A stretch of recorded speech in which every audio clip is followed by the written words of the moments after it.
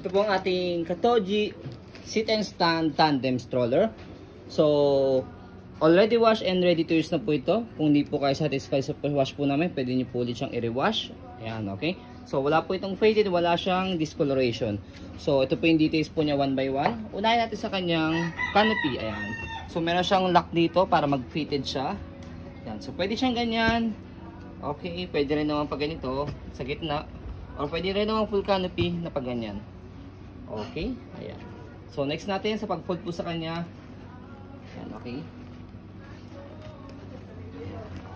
Okay. So, ito extension canopy itong kulay puti. Pwede nyo ipasok sa loob kung ayaw nyo siyang gamitin. So, ito yung kanyang front seat. So, ang ganda na pagkakaupo niya, flat siya. Okay. So, good for 6 months old to dahil na-adjust po siya for semi-recline. Ayan. Okay. So, ganyan siya for semi-recline. 5 harness. Safe na safe po si baby dyan. Wala po siya putol. Ayan. Okay. And then, yung kanyang front tray, ayan, meron siya lagay dito ng cup and food. Ayan. And then, ito na kanyang leg rest. Adjustable po siyang ganyan kapag gusto po nakahiga si baby. Ayan. Pag naman upo siya dito sa both side, maybe press po kayo dun para maibaba nyo po siya. Pag gusto nyo po nakaupo si baby. Ayan. Ito yung kanyang footrest. Tapos yung gulong niya maganda dahil by twos. Ayan. Kaya smooth po yung i-maneuver. Tapos text natin yung body frame niya. Ayan. Ang ganda pa ng body frame niya. Finish pa. Okay. Tapos yung kanyang likuran. So yung likuran niya is for sit and stand. Ayan. Okay. Sit and stand. Ayan. So nakatayo dito. May note naman dyan. Nakaupo dito. And then yung gulong niya.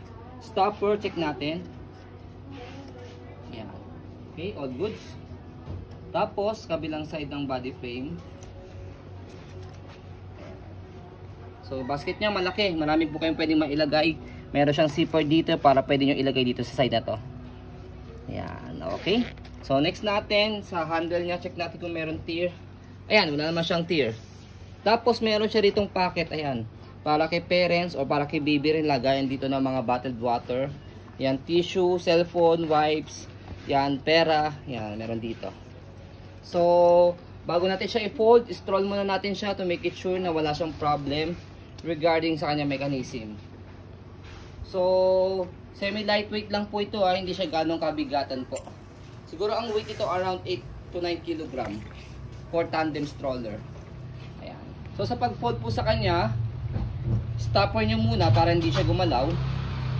Fold yung kanyang canopy. Tapos, sa handle dito, pakita lang natin. Ito. So, iangat nyo po ito. And then, these two, angat nyo po siya. Ayan. Tapos, angat nyo yung stroller ng ganyan. And then, pull down nyo siya ganyan. Pagpapa. Ayan. Okay. Tapos, saka nyo po siya i-compress. Tapos, meron siyang lock dito sa gilid. Ayan. So, ganyan siya kanipis kapag naka-fold. Kapag in-open naman po, tatanggalin nyo na yung lock niya sa gilid. Tapos, bubukan nyo lang siya. So, that's it. Ready to use na siya. Diba? So, kaya less hassle din siya sa pag-open saka sa pag-fold. So, yan po ang ating Katoji sit and stand tandem stroller. As you can see, very details po kami sa amin pong pag-video kasi ang aming shop policy, no refund, no exchange. What you see is what you get. So, po maraming salamat. Have a nice day and God bless po.